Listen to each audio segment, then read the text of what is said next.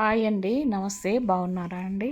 అందరికీ శ్రీ పరాభవ నామ సంవత్సర శుభాకాంక్షలండి. ప్రతి ఒక్కరూ సంతోషంగా, ఆనందంగా, సుఖశాంతులతో, సిరి సంపదలతో ప్రతి ఒక్కరూ గౌరవంగా బతకాలి. ముఖ్యంగా ఆరోగ్యంగా ఉండాలని కోరుకుంటున్నానండి. ఆరోగ్యమే మహాభాగ్యం అని పదే పదే చెప్తాను కదండి. అదేవిధంగా మన ఉగాది కొత్త సంవత్సరం కూడా ఆరోగ్యానికి పెద్ద పీట వేస్తూ వస్తుందండి. ఎందుకంటే ఉగాది పచ్చడిలో మనం ఆరోగ్యానికి సంబంధించిన వస్తువులే కలిపి ఉగాది పచ్చడి చేస్తామండి. అందులో బెల్లము, కొద్దిగా ఉప్పు, కొద్దిగా కారము, కొద్దిగా వేప పూత, కొద్దిగా పుట్నాల పప్పు, కొబ్బెర, అరటిపండ్లు, మామిడి ముక్కలు ఇవన్నీ కలిపి చేస్తాం కదండి. అందుకొరకే వేప పూత కూడా ఆరోగ్యానికి చిహ్నం కాబట్టి వేస్తామండి. మన తెలంగాణలో అయితే ముఖ్యంగా ఉగాది పచ్చడి లేనిది నడవదండి ఉగాది రోజు.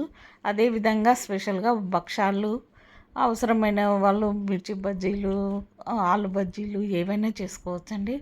ఓకే అండి. ఈ విధంగా ఉగాది మాత్రం మంచి తీపి, చేదు, ఒగరు కలయికలతో ఉంటుంది. అలాగే సుఖము, దుఃఖము, కోపము, గౌరవం అన్నీ ఉండాలని ఉగాది పండుగ విశేషం అండి. ఓకే అండి. ప్రతి ఒక్కరూ ఆనందంగా, హాయిగా, సంతోషంగా, ముఖ్యంగా ఆరోగ్యంగా ఉండాలని కోరుకుంటున్నానండి. ఆరోగ్యంగా ఉంటేనే మనము సంతోషంగా ఉండగలుగుతాము. అదేవిధంగా ఏదైనా పని కూడా చేయగలుగుతామండి. సంతోషంగా ఉంటేనే అదేవిధంగా మనము ముందుకు సాగడానికి ఉపయోగపడుతుందని, ఆరోగ్యంగా ఉండాలని ఆ దేవుని కోరుకుంటున్నానండి. ఓకే అండి. శ్రీ పరాభవ అని నామ సంవత్సరం అంటే పరాభవాలే ఎదురవుతాయి, ఓటమి ఎదురవుతుందని అనుకోవద్దండి. ఓకే అండి. అంటే అమ్మవారు అండి, దుర్గా.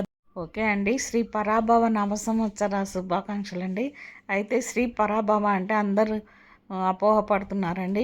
ఈ సంవత్సరం అందరికీ ఓటమి ఎదురవుతుంది, అందరం పరాభవం అవుతామేమో అని అనుకుంటున్నారు.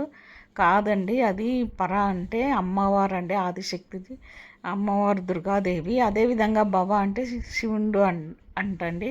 నేను కూడా ఒక బుక్లో, ఒక పేపర్లో చదివాను. అదే మీకు చెప్తున్నాను. నాకు కూడా అదే అనుకున్న, పరాభవం అంటే అందరికీ అపోహ ఉంటుందని చెప్తున్నానండి. ఓకే అండి. మరొకసారి ఉగాది శుభాకాంక్షలు.